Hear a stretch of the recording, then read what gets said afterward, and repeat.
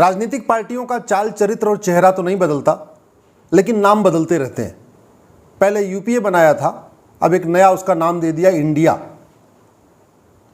सवाल यह है कि जो इंडिया के सदस्य हैं, जो 26 पॉलिटिकल पार्टियां हैं, ये सारी परिवारवादी पार्टी हैं। चाहे शरद पवार है, चाहे राहुल गांधी हैं, चाहे सोनिया गांधी हैं, महबूबा मुफ्ती हैं, अब्दुल्ला हैं, सोरेन हैं, अखिलेश यादव हैं,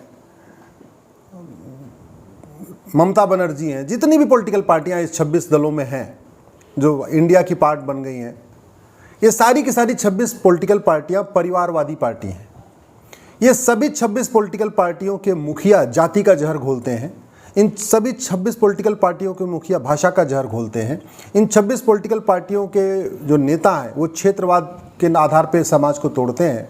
और सबसे बड़ी बात ये, इन सभी पॉलिटिकल पार्टियों के मुखिया के पास, उस परिवार के पास 5 से 10 हजार करोड़ की प्रॉपर्टी है। अगर ये पॉलिटिकल पार्टियां आज जिंदा हैं, ये पॉलिटिकल परिवार आज जिंदा हैं, तो वो घटिया कानूनों की वजह से जिंदा हैं। उदाहरण के लिए 1993 में जो मुंबई बम ब्लास्ट हुआ था, उसके बाद एक वोहरा कमेटी बनी थी। उस वोहरा कमेटी ने एक रिपोर्ट दिया था। अब कुछ लोग कहते हैं उसमें शरद पवार का भी नाम था, कुछ लोग कहते हैं उसमें चिमन भाई पटेल जो कांग्रेस के मुख्यमंत्री थे गुजरात वाले, उनका भी नाम था, कुछ लोग कहते हैं विलासराव देशमुख का भी नाम था। मुझे नहीं पता किसका नाम था किसका नहीं था, लेकिन सच्चाई यह है कि वो वोहरा कमेटी की रिपोर्ट आज तक टेबल नहीं हुई। उस वोहरा कमेटी में जिन लोगों का नाम था उनके खिलाफ जांच नहीं हुई। अगर वोहरा कमेटी की रिपोर्ट पब्लिश हो जाए तो कांग्रेस और शरद पवार की पार्टी तो अपने आप खत्म हो जाएगी। किस तरीके से वोहरा कमेटी में, जैसा लोग बताते हैं कि उसमें दाऊद इब्राहिम का एक नेक्सस दिखाया गया है, किस तरीके से दाऊद इब्राहिम को मदद किया गया है, इसका मतलब 1993 में जो 300 लोगों की जान गई, उसमें इन पॉलिटिकल पार्टियों का हाथ है, इन नेताओं का हाथ है। इनके खिलाफ कार्रवाई होनी चाहिए थी, कार्रवाई नहीं हुई, इसलिए वो इंडिया के पार्ट बन गए। वो अपना पार्टी उनकी चला रहे हैं, और जिनको जेल में होना चाहिए था वो पार्टी के आलाकमान बैठे हुए हैं और गठबंधन बना रहे हैं। सोनिया गांधी के खिलाफ आयसरिक संपत्ति का मामला है, नेशनल हेराल्ड का मामला है, बेनामी प्रॉपर्टी का मामला है।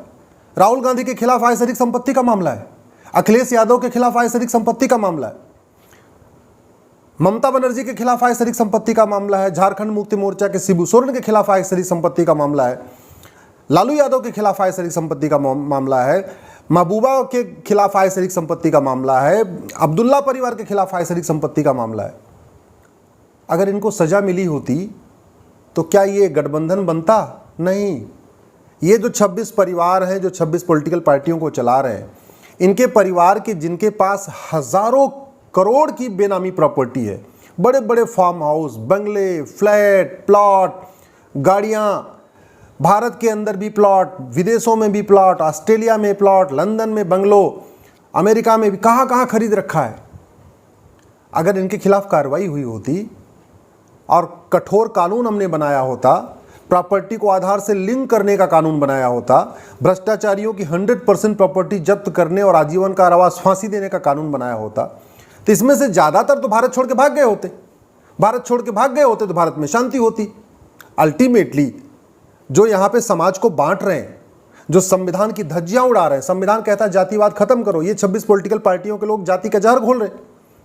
संविधान कहता है भाषावाद खत्म करो, ये 26 पॉलिटिकल पार्टी को लोग भाषा के आधार पर लड़ाते हैं। ये संविधान कहता है क्षेत्रवाद खत्म करो, ये 26 पॉलिटिकल पार्टियों को लोग क्षेत्र के आधार पर लड़ाते हैं।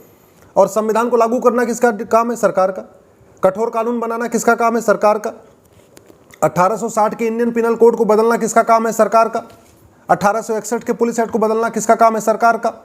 1872 के एविडेंस एक्ट को बदलना किसका काम है? सरकार का। नार्को पॉलीग्राफ ब्रेन मैपिंग कानून बनाना किसका काम है? सरकार का। प्रॉपर्टी को आधार से लिंक करने के लिए कानून बनाना किस काम है? सरकार का। तो अगर ये 26 पॉलिटिकल पार्टियां आज भी एग्जिस्ट कर रही हैं, ये सर्वाइव कर रही हैं, ये पॉलिटिकल पार्टियों की जो दुकानें चल रही हैं जिंदा हैं, तो उसमें बहुत बड़ा फेलियर सरकार का है। सरकार ने पुलिस रिफॉर्म किया नहीं, जुडिशियल रिफॉर्म किया नहीं, इलेक्शन रिफॉर्म किया नहीं, चुनाव लड़ने के लिए minimum qualification maximum age limit बनाया नहीं, सजा याफ्ता लोगों के चुनाव लड़ने, पार्टी बनाने, पार्टी पदाधिकारी बनने पर आजीवन प्रतिबंध के लिए कानून बनाया नहीं। तो ये एग्जिस्ट करते हैं। अब हम इनसे लड़ के अगर चुनाव में हराएंगे तो कभी ऐसा नहीं होगा कि भारत के सभी राज्यों में भाजपा की सरकार बने। 10 राज्य जीतेंगे, 8 राज्य हारेंगे, 5 राज्य जीतेंगे, 4 राज्य हारेंगे, ऐसे चलता रहेगा। कभी ऐसा नहीं होगा कि 29 राज्यों में बीजेपी की सरकार आ जाए। लेकिन मैं गारंटी के साथ कहता हूं, सरकार अगर one nation one tax code लागू कर दे, अगले 2 साल के अंदर ये सारी पॉलिटिकल पार्टियां खत्म हो जाएंगी। न इंडिया बचेगा, न कांग्रेस बचेगी। सरकार वन नेशन वन टैक्स लागू कर दे, कश्मीर से पीडीपी भी खत्म हो जाएगी, अब्दुल्ला की पार्टी भी खत्म हो जाएगी, महबूबा भी देश छोड़ के भाग जाएंगी, अब्दुल्ला परिवार भी देश छोड़ के भाग जाएगा। सरकार वन नेशन वन टैक्स लागू कर दे, बंगाल से सीपीआई खत्म हो जाएगी, तृणमूल कांग्रेस खत्म हो जाएगी, दीदी भी परिवार के साथ भारत विदेश में चली जाएंगी। भतीजे के पास इतना पैसा है, इतना उसने काला धन बेनामी संपत्ति इकट्ठा कर रखा है, वन नेशन वन टैक्स लागू करते ही गायब। वन नेशन वन टैक्स लागू करते ही झारखंड मुक्ति मोर्चा खत्म हो जाएगी, सोरेन साहब विदेश भाग जाएंगे। वन नेशन वन टैक्स लागू करते ही गांधी परिवार विदेश भाग जाएगा, कांग्रेस खत्म। वन नेशन वन टैक्स लागू करते ही अखिलेश यादव विदेश भाग जाएंगे, सपा खत्म। वन नेशन वन टैक्स लागू करते ही बहन मायावती विदेश भाग जाएंगी, बसपा खत्म।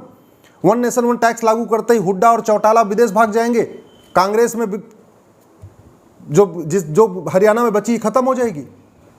वन नेशन वन टैक्स लागू करते ही शरद पवार की पार्टी खत्म, पवार साहब खुद ही विदेश भाग जाएंगे। वन नेशन वन टैक्स लागू करते ही जितनी और भी पॉलिटिकल पार्टियां हैं, चाहे वो तमिलनाडु में डीएमके है या तेलंगाना आंध्रा में राव की है और जगन मोहन रेड्डी है, ये सब खत्म हो जाएंगे।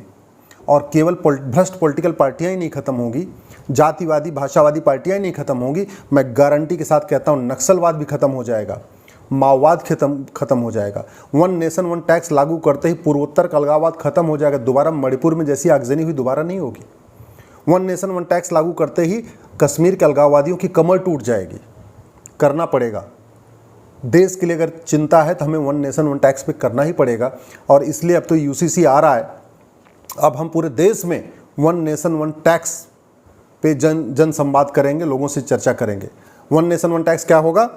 100 रुपये से बड़ी नोट बंद करनी पड़ेगी, 5,000 रुपये से महंगे सामान का कैश लेन देन बंद करना पड़ेगा, 50,000 रुपये से महंगी प्रॉपर्टी को आधार से लिंक करना पड़ेगा, नार्को पॉलीग्राफ ब्रेन मैपिंग कानून बनाना पड़ेगा, 100% प्रॉपर्टी जब्त करने के लिए कानून बनाना पड़ेगा, और जिसके पास आय से अधिक संपत्ति मिले उसको आजीवन कारावास या फांसी देने के लिए कानून बनाना पड़ेगा, जैसा चाइना में भी है, जैसा सिंगापुर में है। चाइना में भी कुछ दिन पहले एक मंत्री को फांसी हुई है, कानून मंत्री को फांसी हुई चाइना में। तो यहाँ पे सिंगापुर में तो भी 900 ग्राम गांजा पाए जाने पे फांसी हुई है। दुनिया के देशों में कानून है, दुर्भाग्यवश हमने कानून नहीं बनाया। जब कानून घटिया है तो घटिया नेता आगे बढ़ेंगे। कानून अच्छा होगा तो अच्छे लोग संसद में जाएंगे, कानून घटिया होगा तो घटिया लोग संसद में जाएंगे।